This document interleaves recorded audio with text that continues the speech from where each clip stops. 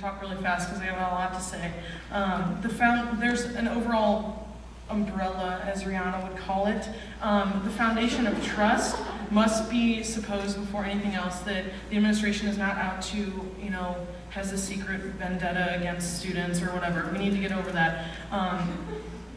The philosophy that I want to go with here is that we need to look at connecting students and SGA, SGA and administrators, and lastly, students and administrators. First of all, connecting students and SGA.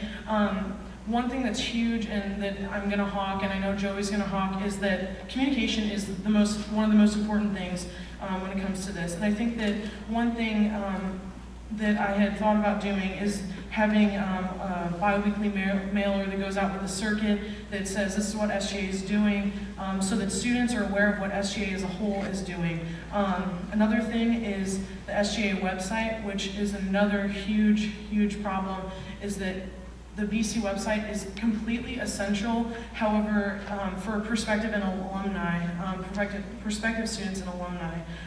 And I think that something that I would like to do as an executive board member as our project is to develop a website that's something like iGoogle or whatever, if anybody knows what that is. It's basically an interface that has calendar, events, all this other stuff. And there's lots of different schools that have these. YaleStation.org is one that I think is really cool and you should look at.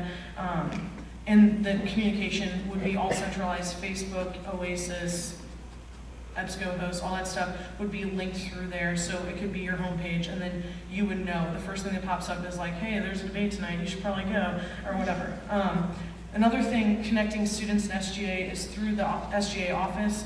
In my platform here that'll be online soon, just says that we need to maybe consider having senators having office hours or something resembling office hours so that they can have some accountability to meet with exec board members.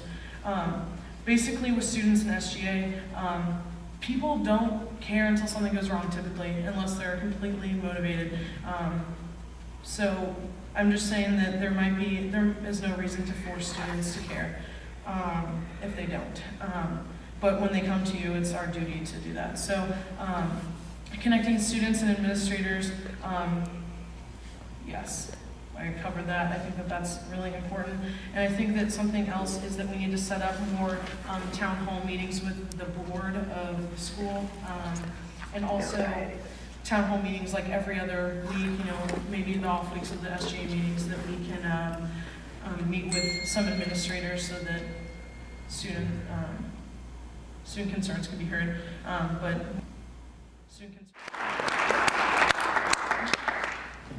I think Claire answered that pretty well, and I'm in pretty much agreement with everything that she said. The only thing that I would add, which I'm not sure that she would disagree with, is the need of it's clear the administration does care what the students think. We need to make sure that they care specifically about what SGA thinks and what SGA can do.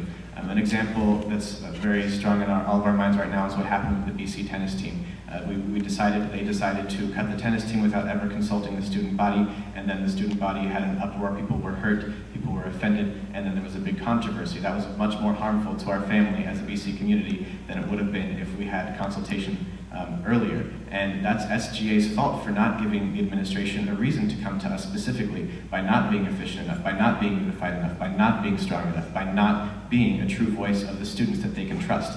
And how we can do that is by becoming that voice through proactively seeking out issues before they become issues. And then when decisions are made, like to get rid of the BC tennis team without consulting the student body, we need to have a sense of outrage on behalf of our friends on the tennis team, on behalf of the student body, simply because we were not consulted. If the decision is right, the method there was still wrong, and SGA needs to say something about that. SGA needs to say, you should not have done this. Members of the tennis team are owed an apology, especially those who were recruited from Europe after the decision was in the process to get rid of the tennis team.